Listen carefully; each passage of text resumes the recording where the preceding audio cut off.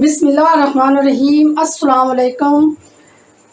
मेरी प्यारी बहनों, कैसी हो? खैर खैरियत से होंगे, ठीक ठाक होंगे। आज मैं बना रही हूँ बेसन के मठल्लो। आपने शायद पहली दफ़ा ये नाम सुना होगा, अगर नहीं सुना तो मुझे बताएं आपकी तरफ क्या कहते हैं।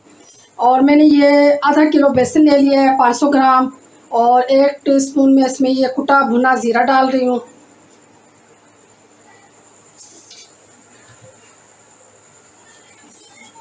एक टेबल स्पून लाल मिर्च पाउडर, 1 टीस्पून नमक, हाफ टी स्पून हल्दी, और 2 चुटकी अजवाइन और 1 चुटकी काला नमक।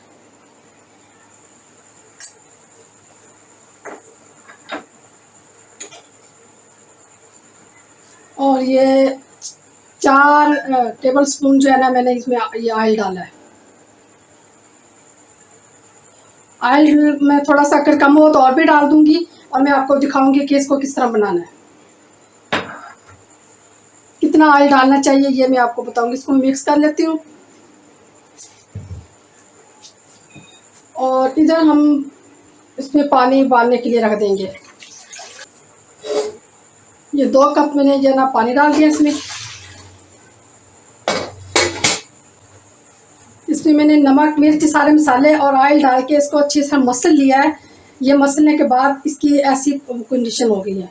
अब इसमें थोड़ा थोड़ा पानी करके डाल के मैं इसको गूंद लूँगी।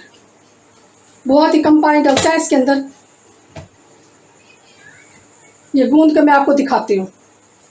ये इस कंडीशन में हो चुका है और ये मैंने गूंद लिया है अच्छे से। पानी थोड़ा थोड़ा पानी डाल के इसको गूंद लिया है। ये इस तरह का हो गया है। अब इसके मैं मठल्लू बनाऊंगी, फिर मैं आपको दिखाऊंगी।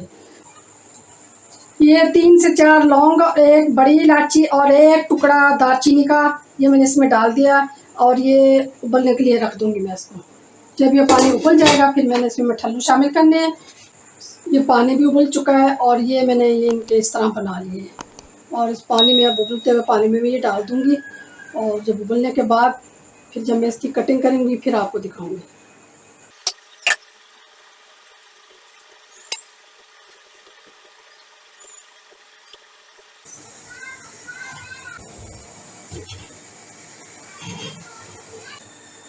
एक कप मैंने इसका ऑयल का इसमें डाल दिया है। अब मैंने वो दूसरी पतीली को जिसमें मैं मठल्लू तैयार कर रही हूँ उसको मैं दूसरी तरफ शिफ्ट कर दिया है। इसमें मैं मसाला तैयार करूँगी। ये दरमियाने साइज़ के 3 प्याज हैं, ये मैं इसमें डाल दूँगी। यहाँ पे मेरी ये प्याज फ्राई हो चुकी है। इसमें ये मैं टमाटर डाल दूँगी। 2 टमाटर हैं, मैं ये अपने डाल दूँगी।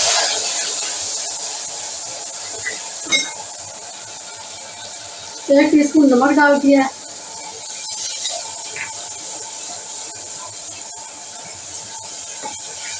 एक टेबल स्पून ये सूरख मिर्च लाल, हाफ टी स्पून हल्दी, 1 टीस्पून पिसा हुआ धनिया,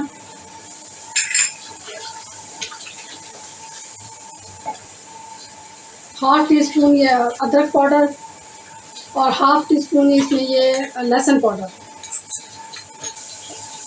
थोड़ा सा पानी डाल के मैं इसको इसका ढक्कन बंद कर दूंगी 2-3 मिनट के लिए कि इसका ये मसाला गल जाए।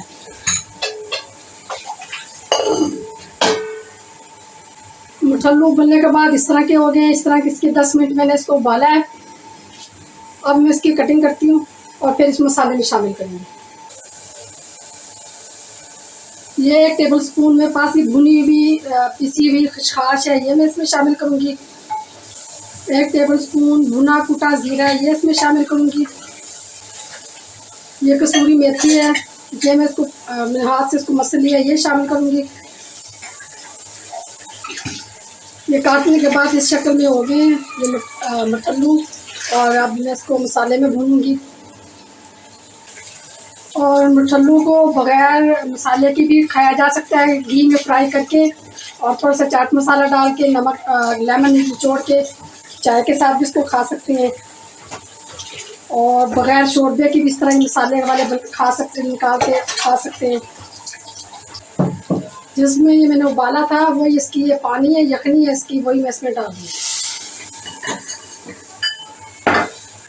ये मठल्लू को 5 मिनट के लिए मैं पकने दूँगी। पानी मैंने इसमें डाल दिया है और ये भून भी दिए हैं अच्छी तरह। और ये 5 मिनट के बाद मैं आपको मठल्लू दिखाती हूँ। ये मेरे मठल्लू तैयार हो चुके हैं।